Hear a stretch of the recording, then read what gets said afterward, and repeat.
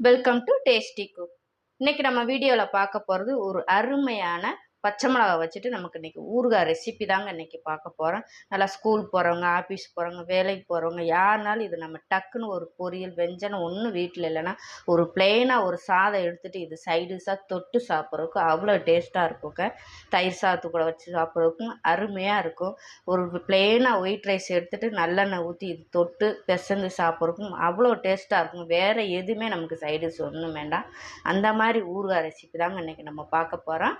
வாங்க வீடியோக்குள்ளே போயிடலாம். வீடியோக்குள்ளே போகிறதுக்கு முன்னாடி என்னுடைய சேனலை சப்ஸ்கிரைப் பண்ணிக்கோங்க. கூடவே இருக்கிற பெல்லைக்கானையும் ப்ரெஸ் பண்ணிக்கோங்க. அப்போ நான் போகிற புதிய வீடியோ நோட்டிஃபிகேஷன் வரும். நீங்கள் என்னுடைய வீடியோவை பார்க்கலாம். இப்போ வாங்க வீடியோக்குள்ளே போயிடலாம். இப்போ நம்ம இந்த மிளகாக்குள்ளே இருக்கிற நம்ம விதையெல்லாம் இப்படி கீறிட்டு நம்ம விதையெல்லாம் எடுத்துக்கிறலாம்.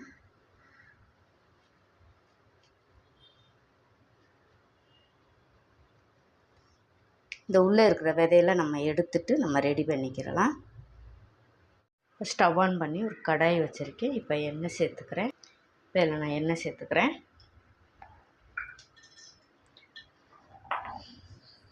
எண்ணெய் சேர்த்துட்டு இப்போ மிளகாயில் இருக்கிற நம்ம விதையெல்லாம் எடுத்தாச்சு. இப்போ அதில் சேர்த்துக்கிறலாம். தண்ணி இல்லாமல் பார்த்துக்குங்க மிளகாயில், இல்லை நமக்கு மேலே தெரிச்சிரும். அதுக்காகத்தான் நான் சொல்கிறது.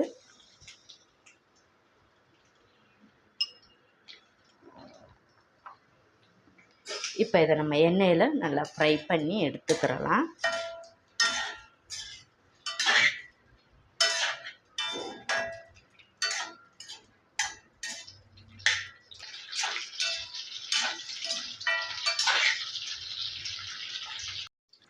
இப்போ நல்ல பச்சை மிளகாயை எண்ணெயில் நல்லா நான் வதக்கி எடுத்துட்டேன். இப்போ இதை நம்ம ஒரு பாத்திரத்தில் எடுத்துக்கிறலாம்.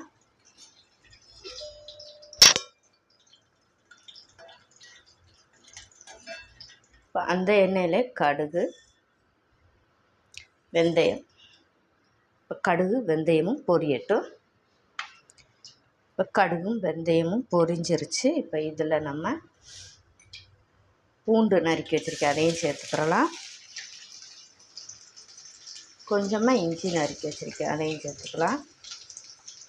சேர்த்துட்டு கொஞ்சம் கருவேப்பிலை. இப்போ அதை சேர்த்து நல்லா வதக்கி எடுத்துக்கலாம் கொஞ்சம். இப்போ இஞ்சி நல்லா பூண்டும் நல்லா வதங்கிருச்சு. நல்லா ஜம்முன்னு வாசனையாக இருக்குது. இப்போ இந்த டயத்தில் நம்ம எண்ணெயில் வதக்கி வச்ச மிளகாயும் சேர்த்துக்கலாம். மிளகாய்க்கு தேவையான உப்பு சேர்த்துக்கிறேன். பெருங்காயத்தூள், மஞ்சள் தூள் சேர்த்துட்டு வதக்கி எடுத்துக்கலாம். இது உப்பு பிடிக்கிறதுக்காக இப்போ நான் வதக்கி எடுத்தது. ஏற்கனவே நம்ம நல்ல மிளகாயை நல்லா எண்ணெயில் நம்ம ஃப்ரை பண்ணி எடுத்துட்டோம். இப்போ இதில் நம்ம புளி எடுத்து நான் கரைச்சி வச்சுருக்கேன். ஒரு 2 லெமன் சைஸ் அளவுக்கு நம்ம புளி எடுத்து கரைச்சி எடுத்துக்கிறணும். அதையும் சேர்த்துக்கலாம்.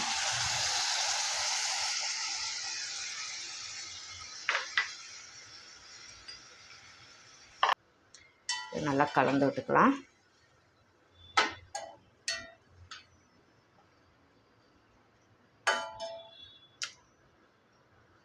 கொஞ்சம் தண்ணி சேர்த்துக்கலாம்.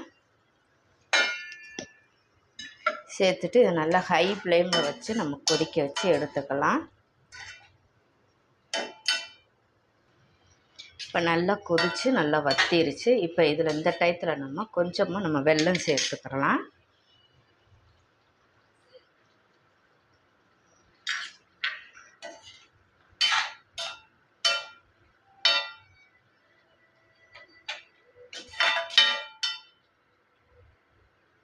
வெல்லம் சேர்த்துட்டு ஒரு 5 நிமிஷம் நம்ம மூடி போட்டுக்கலாம்.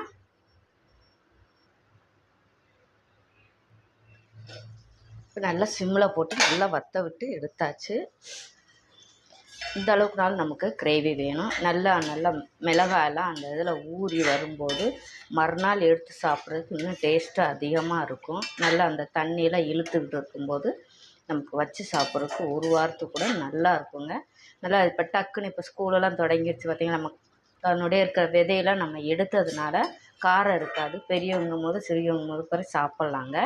நல்லா தயிர் சாதம், வெறும் பருப்பு சாதம், ப்ளெயினாக நம்ம எதனாலும் ஒரு சாதத்தை கூட சைடிஷாக தொட்டு சாப்பிட்றதுக்கு அவ்வளோ டேஸ்ட்டாக இருக்குங்க. பழைய சாதத்துக்கு கூட அதை விட சொல்லவே வேணாம், அட்டகாசமாக இருக்குங்க. தயிர் சாதத்துக்கும் பழைய சாதத்துக்கும் எதுனாலும் ப்ளெயினாக ஒரு சாதம் வச்சு இதை மட்டும் நம்ம ஒரு ஸ்பூன் எடுத்து வச்சு அப்படி தொட்டு லைட்டாக வெள்ளை சாதத்தோட நல்லெண்ணெய் ஊற்றிட்டு கூட நம்ம இதை தொட்டு சாப்பிட்டாலும் அடிச்சுக்கவே முடியாதுங்க டேஸ்ட்டு.